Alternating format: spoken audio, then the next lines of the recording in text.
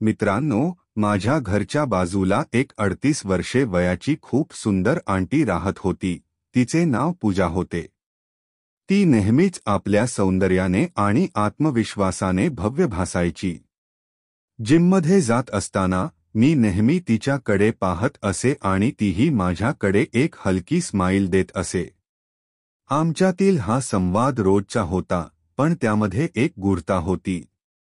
एक दिवस जेव्हा पूजा आंटी आपल्या मुलीच्या लग्नाच्या तयारीसाठी आमच्या घरात आली, तेव्हा मी बाथरूममध्ये आंघोळ करत होतो. वाफ घेत घेत अचानक माझी आई दरवाजा उघडून आत आली. मी बाथरूममध्ये असल्याने नक्कीच काही काळ शांत होता. काही काळाने मी आंघोळ करून बाहेर आलो, अंडरपॅन्टमध्ये. पूजा आंटीने मला पाहिले आणि तिला एकदम चकित झाले. राहुल, तुझी शरीरयष्टी तर खूप भरलेली आहे, एकदम हिरो सारखे मसलवाले, तिने हसत म्हटले. तिच्या या बोलण्याने मला आनंद झाला.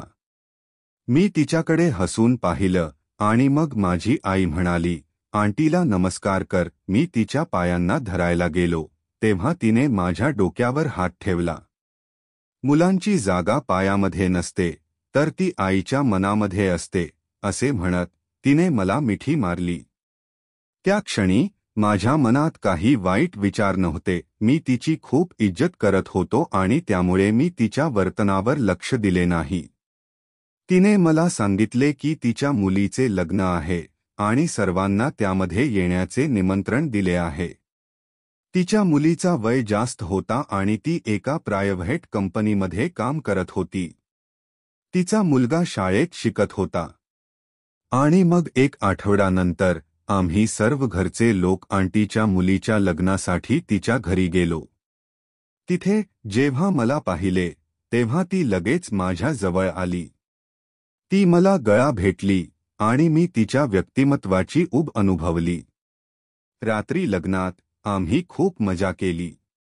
पण सकाळी तिची मुलगी रडत रडत निघून गेली. पूजा आंटी ती दिवस खूप दुःखी होती. 2 दिवसांनी ती परत आली आणि 1 महिना तिच्या आईच्या घरी राहिली. त्यानंतर एक दिवस मी जिममध्ये जात असताना पूजा आंटीने मला पाठीमागून आवाज दिला.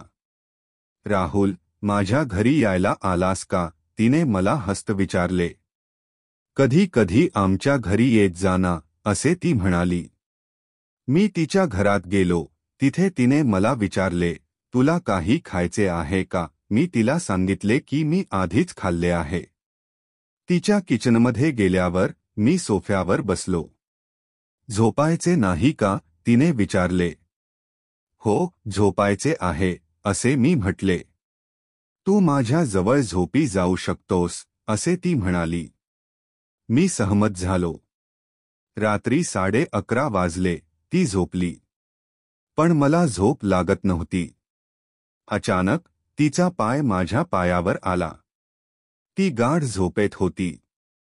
तिने मला एकदा पाहिले आणि मी हिम्मत करून तिच्या व्यक्तिमत्वावर हात ठेवला.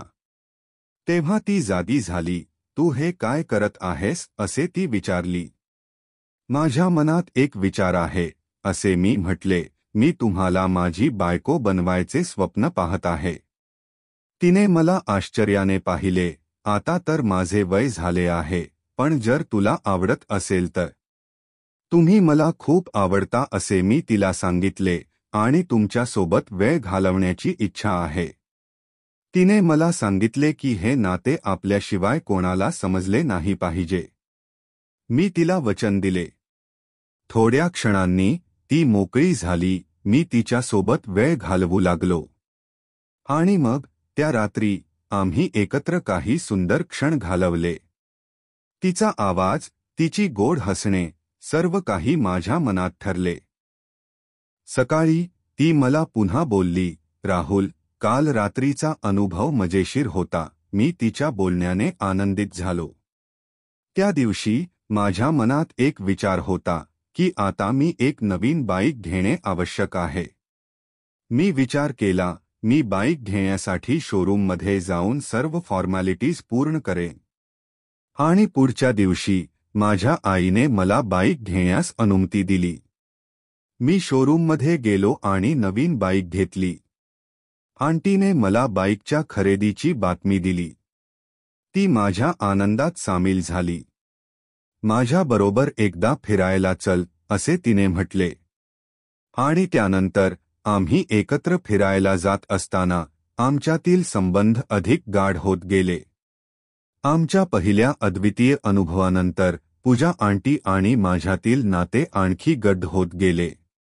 प्रत्येक भेटीत आमच्यातील संवाद अधिक गहन आणि गूढ बनत होता. मी तिच्या व्यक्तिमत्वाचे अधिक आकर्षण अनुभवत होतो आणि तीही माझ्या सहवासात अधिक आरामदायक वाटत होती.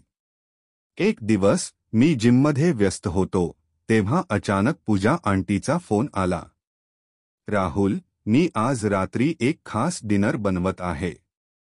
तू माझ्या घरी येणार का, तिने विचारले. हो आंटी, मी नक्की येईन, असे मी उत्तर दिले. माझ्या मनात तिच्या किचनमधील खास चवीच्या पदार्थांची आठवण आली. रात्री मी तिच्या घरी पोहोचलो. तिने चांगले सजवलेले घर आणि सुंदर वासाने स्वागत केले. तुला काय आवडतं, तिने विचारले. तुमचं बनवलेलं काहीही, मी उत्तर दिले. तिने हसून मला सांगितले की ती माझ्यासाठी खास पनीर टिक्का आणि भात बनवते. जेव्हा मी खाण्यासाठी बसलो तेव्हा तिने एक गोष्ट सांगितली. राहुल, मला तुमच्याशी एक गोष्ट बोलायची आहे. माझ्या मनात काही विचार आहेत. मी तिला लक्षपूर्वक पाहिले. हो आंटी, सांगा. तुझ्यावर माझा विश्वास आहे. पण मला काही काळजी आहे. आमच्यातील नाते हे आमच्या कुटुंबाला कसे समजेल. मी तिला आश्वासन दिले, आंटी, मी तुमच्या सर्व गोष्टींचा आदर करतो. आमचं नातं फक्त आमच्या दरम्यान राहील. तिने हसून माझ्या हातावर हात ठेवला. माझ्या मनात एक विचार आहे. आपण एकत्र काही नवीन अनुभव घेऊ शकतो. पण त्यासाठी तुम्हाला माझ्या काही अटी मान्य कराव्या लागतील. कशा अटी, मी उत्सुकतेने विचारले. आपण एकत्र बाहेर जाऊ शकतो, पण आधी आपण एक गूढ ठिकाणी जाऊन पाहू. तुम्हाला ते आवडेल आणि तिथेच आपले नाते अधिक गढ होईल, तिने स्पष्ट केले. माझ्या मनात एक गूढता निर्माण झाली. ठीक आहे, मला ते आवडेल. आम्ही कधी जाऊ? या शनिवारी, तिने उत्तर दिले.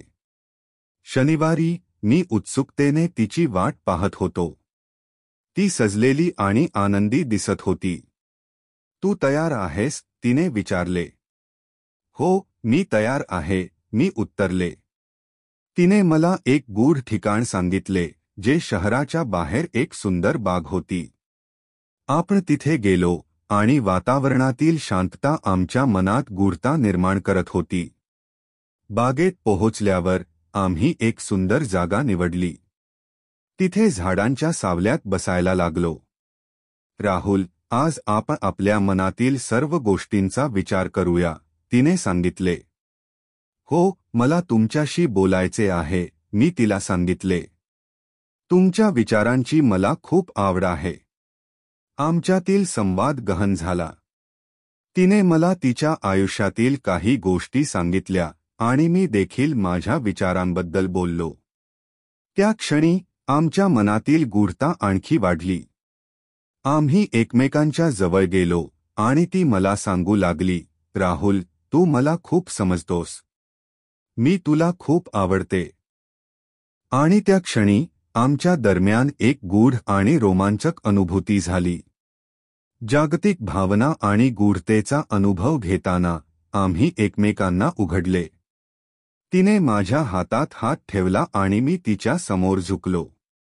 तुला माहीत आहे का, मी तुमच्यासोबत नेहमी राहू इच्छित आहे, तिने विचारले. हो, मला तुम्हाला खूप आवडते, मी उत्तरले. आम्ही एकमेकांच्या डोळ्यात बघून हसले. त्या क्षणी गूढतेचे गाठोडे उलगडले गेले आणि आमच्या नात्यातील गूढता एक अनोखे रूप घेत होती. आमच्या मनातील गूढता आता एक प्रेमात बदलत होती.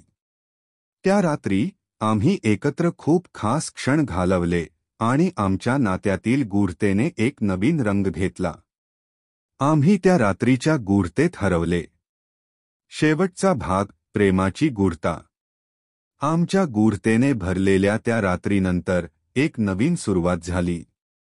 पूजा आंटी आणि मी एकत्र वेळ घालवू लागलो आणि आमच्या नात्यातील प्रेमाची गूढता वाढत गेली. प्रत्येक भेटीत आमच्या भावना अधिक गढ होत गेल्या. एक दिवस मी तिला विचारले, पूजा, आपले नाते कसे आहे हे आपण कुटुंबाला सांगणार आहोत का? ती थोडी विचारात पडली. राहुल, मला थोडा काळ द्या, हे सांगणे एकदम सोपे नाही. पण मला खात्री आहे की एक दिवस आपण हे सर्व कुटुंबाला सांगू शकतो. आम्ही एकमेकांमध्ये असलेल्या प्रेमाची गूढता चांगलीच वाढली होती. एकत्र फिरायला जाताना, डिनरवर जाणे आणि एकत्र वेळ घालवणे यामुळे आमच्यातील नात्यातील गूढता एक अद्वितीय अनुभव बनत गेला. आमच्या गूढतेची ओळख आता अधिक गडद झाली होती. एक रात्री जेव्हा आम्ही एका पार्कमध्ये बसले होते, तेव्हा तिने मला विचारले, राहुल, तुला माझ्या कुटुंबात सामील होण्याची इच्छा आहे का? मी तिला गंभीरतेने पाहिले. हो, मला तुझ्या कुटुंबात सामील होण्याची इच्छा आहे. पण मला कळत नाही, तू ही गोष्ट माझ्या आईलाही सांगितली आहेस का? मी तुझ्या आईला सांगितले आहे, तिने उत्तर दिले. तिचा विश्वास आहे की तू मला खूप आवडतोस. त्या क्षणी मला आनंद झाला.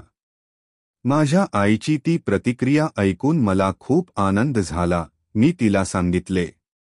आमच्या नात्यातील गूढता आता प्रेमात बदलली होती. काही आठवड्यांनी पूजा आंटीने मला तिच्या कुटुंबात सामील होण्यासाठी आमंत्रित केले.